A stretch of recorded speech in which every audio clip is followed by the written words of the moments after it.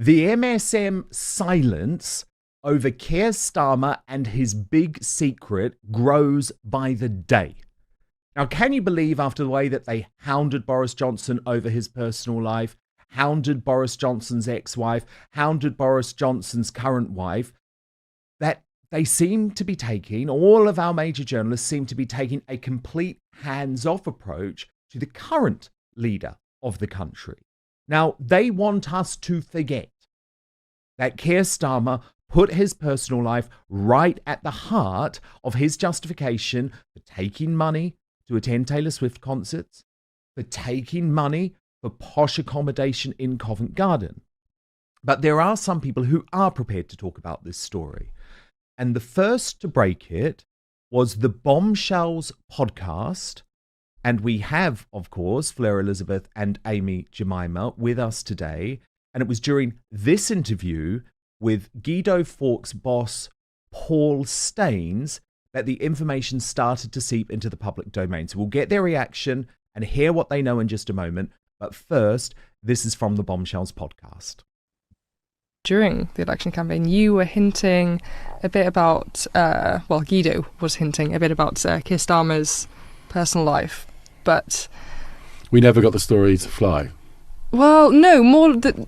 No, everyone no was one talking else. about it. But no one else was talking about this apart from Guido. Is that because journalists and editors want to stay on the side of the incoming government? Like there was in a bit the of case that, and there was a bit of you can't those type of stories you can never prove. Yeah, unless libel. you've got a photographer outside at night time and in the morning, shall we say? So it's very like hard. I got him. Very hard to stand up. Yeah. And just because everyone knows or everyone says doesn't mean it's tough. So we tried it from all different angles, and people enjoy, as Lord Leveson said to me, a mosaic of information. Yeah, could put it together, and I think basically a lot of people knew what the Mail and the Telegraph were getting at when they were saying, "Where's Vicky?" Yeah, and all that kind of stuff. But where's the ring? Truth is. Where's the ring? He's still not got it back on. Maybe he's just putting a bit of weight. It happens. Maybe he's following Prince William, who also doesn't wear a ring. Is that true? I don't wear a ring. Apparently, it's the traditional thing to do. Well, I don't wear a watch, so I don't like. Either. I think that story isn't over yet. That story isn't over yet. You were on it first, Fleur Elizabeth and Amy Jemima. Can you tell us any more? What do you know about what's going on, and why is there this MSM silence? The Bombshells will not be dropping any big bombshells. You don't want to get sued. There's rumours, and with the people getting arrested for retweets, I'm a bit scared to say anything too much. But yeah, you know what? I hadn't even clocked until rewatching that he specified, unless you have journalists outside of the door in the morning and in the night, shall we say. That's interesting. But yeah, there's lots of rumours, and what matters is if anything behind these rumours is affecting his job and his role as Prime Minister, that is when the public should know. But the problem with having a lawyer, a human rights lawyer as Prime Minister is he knows the game better than everyone else, and he can push anything down. So that's why I think Guido's been doing a good job of teasing people, but no one wants to go to jail and to take care. So yeah, and that is the problem. I mean, we've literally seen people go to jail for posting tweets or making comments on Facebook. But the thing is, Amy, it's interesting, isn't it? Because he was the one that did make his family part of the conversation, because he took all of these gifts from Lord Ali, including, by the way, designer clothes for his wife. He took the Taylor Swift tickets. We have now seen just this week that Lord Ali broke the rules on at least 4 occasions. Again, the MSM don't seem to want to cover this because it's their guys and they want their guys to do well. But it was actually Starmer that made this a public conversation, because He was the one that brought his family into it. But first, we've partnered with Gundry MD to share this information with you. Would you believe me if I told you inside your pantry right now is one of the healthiest foods on the planet? Yes, it's true, and it's not some weird, trendy superfood. Spoiler alert, it's olive oil. You've probably used to cooking with it, but there are countless ways to use olive oil to help yourself look and feel younger. For example, olive oil is a natural way to help you achieve a more youthful appearance. Besides helping you look younger on the outside, it's a fantastic tool for your insides as well. According to Dr. Stephen Gundry, a famous cardiothoracic surgeon, nutrition expert, and health advocate, you should get as much high-quality olive oil into your daily routine as possible, whether it's taking a shot of it daily or keeping a bottle of it in your bathroom medicine cabinet. But what kind of olive oil is best for your health? Well, any olive oil can give you some benefits, but if you're looking to get the best results, it matters a lot which one you pick. The olive oil industry is huge, you see. You can tell by the number of olive oil brands you can see at the grocery store, and you can bet they're not all made with the consumer in mind. And many brands may even cut corners one way or another to increase profits. When Dr. Gundry came to that realization, he was appalled.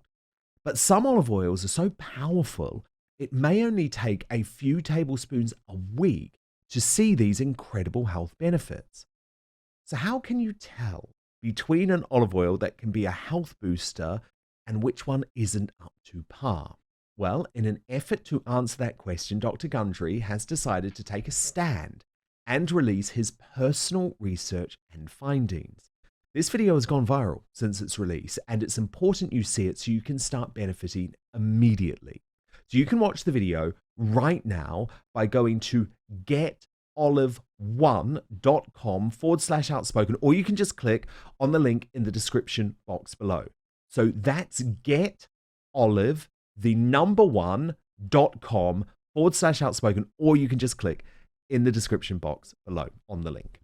People who have taken his advice have shared their results with him, saying the olive oil they bought after learning his simple rules have helped change their lives. So make sure you go to getolive1.com/outspoken or click on the link in the description box below this video. But now, back to the show. Well, I think what Fleur said about him being a barrister and him understanding libel laws as really tricky, because the libel laws, even though he has brought his family into the public domain, I mean, in my opinion, it should be sort of the public domain anyway, because he is the prime minister. And when you have something that is going to affect your policies, like perhaps trans ideology being embedded in the family, often you'll find that if you've got a friend or a family member with that kind of ideology around you, and you find it personally difficult to sort of step away from it or separate yourself from it, you'll find it embeds in the work around that person, and it's very difficult to get it out of your, I don't know, the kind of well, the rules and the policies that you're embedding.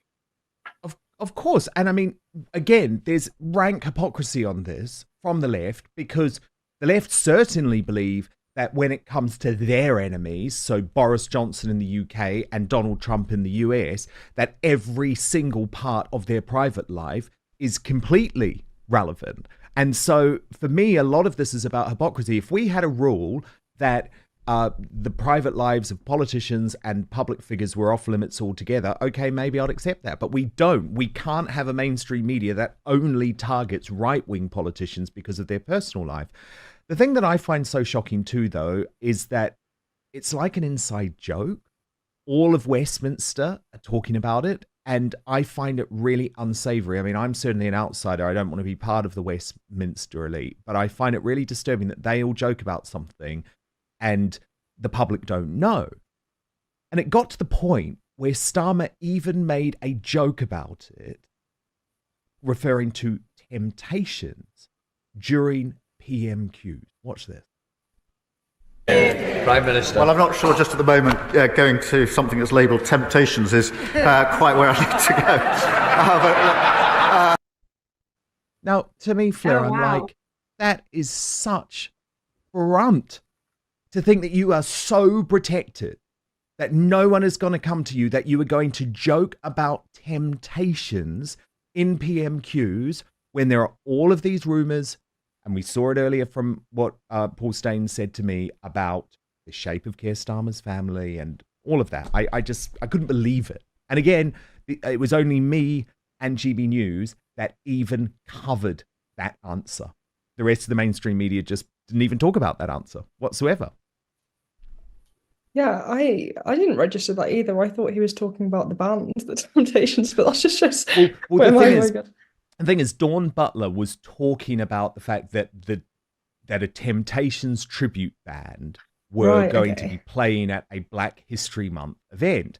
And everyone in the House of Commons started laughing because obviously the name of the band Temptations was quite odd. And that's when Starmer then said, oh, I shouldn't be talking about Temptations. So it was all like a little wink, wink, nudge, nudge. We know what's going on here. Let's have a laugh about it. I mean, I wouldn't say that there been problems in your marriage is a laughing matter anyway, Amy. Would you?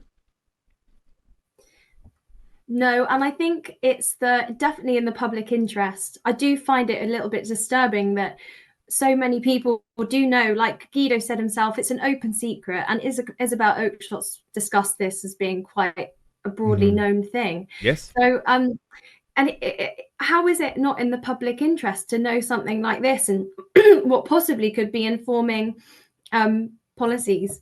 And I think these kind of things. I do think they should be in the public interest, but obviously the libel laws are so restricted that actually it's not really worth running with a public interest defence anymore. No, indeed. No, indeed. Thank you so much for watching Dan Wootton Outspoken. Please click on my face just to the bottom left to subscribe to this brand new independent news source and turn on the notification bell so you'll be alerted to our brand new live shows, uncancelled interviews, and special royal episodes. Outspoken is also now available as a podcast, so you can listen to the show every weekday on the go, wherever you are.